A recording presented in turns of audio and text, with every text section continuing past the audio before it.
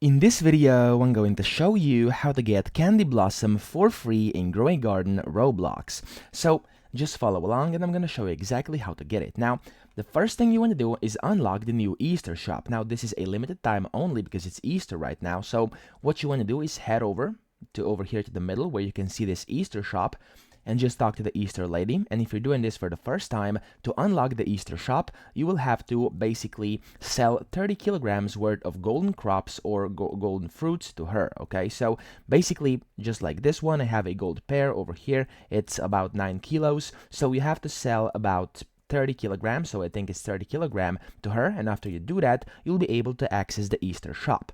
Now, inside the Easter shop, there's a bunch of nice little things over here. As you can see, we have different chocolate carrot seeds, red lollipops, we have candy sunflowers, Easter eggs, etc. And at the very bottom, as you can see, there's the candy blossom.